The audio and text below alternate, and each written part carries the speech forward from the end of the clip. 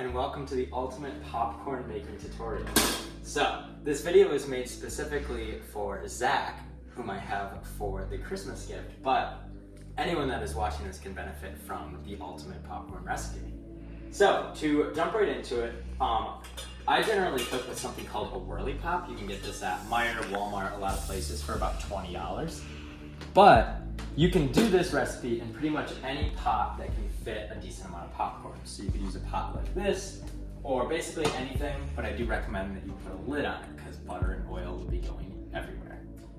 All right, so the first thing that you're gonna wanna do is you're gonna wanna turn your stove on, and it varies by stove. You're probably gonna wanna turn it lower if you have a gas stove, but if it's electric, I generally go about 2 notches down from high. So whatever that is on your stove, that is a good place to start. Now what you want is you want just probably 2 tablespoons of oil. You can use coconut oil, vegetable oil, doesn't really matter. I prefer canola, it's a lot less healthy, but it does taste a lot better. So, I pour just enough oil, I kind of spot check it, so 2 tablespoons, probably not correct, but just enough to cover the bottom of the pot.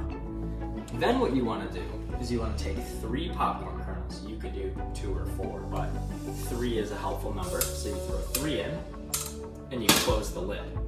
And what you're doing is you're listening for 3 kernels to pop, which means your oil is at the perfect temperature to begin popping.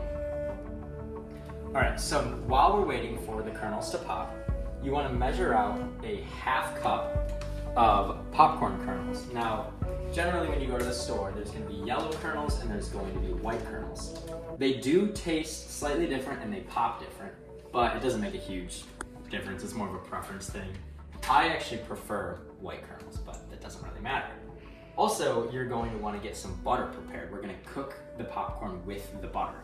Now, for this one, I'm actually just using regular butter, but I'm lactose intolerant and it's actually healthier to use an oil-based butter.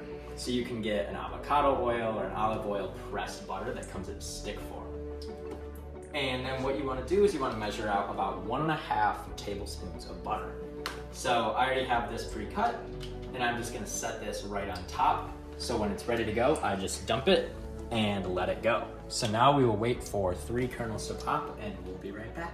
Side note, the best deal in popcorn kernels is from Gordon Food Service. You can get pretty large bags. You can even get triple this large for a great deal. So just a small plug, Gordon Food Service.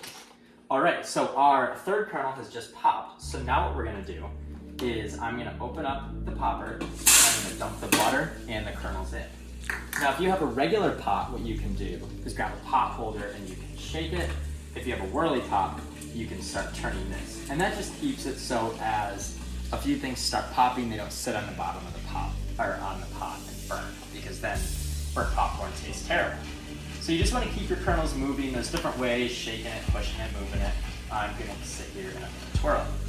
And it usually takes about 30 seconds for the oil and the kernels and the butter all to melt together. And what's actually happening here is it's a slight, almost deep fry of the popcorn. Not enough where you're going to feel sick afterwards, but you will taste the difference by doing it all together in one. You hear that sound? This is when you really got to get cranking, because you got about 10 seconds for it pretty much to all be popped.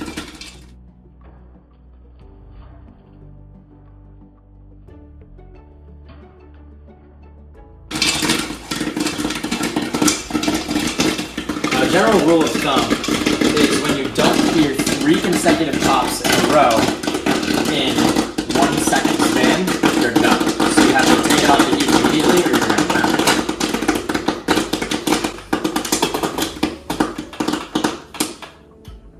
Done. So now you're going to want something to hold it so you don't burn your hand, and just immediately dump the whole pot right into a big bowl. Now I suggest having a nice large bowl so you can salt it properly. So in a second, I will show you how to salt the popcorn. Now, a lot of the ingredients that I've thrown into here obviously are required. You need oil, you need some kind of butter, and you need kernels. But the thing that is the most important to the flavor is the salt. And there's a lot of salts out there, but in order for the top flavor, you're gonna need just pink Himalayan sea salt. So you can get this from pretty much any store, but you want Himalayan pink salt. and ideally the grinder. And Zach, you have some salt in your Christmas gift, so never fear.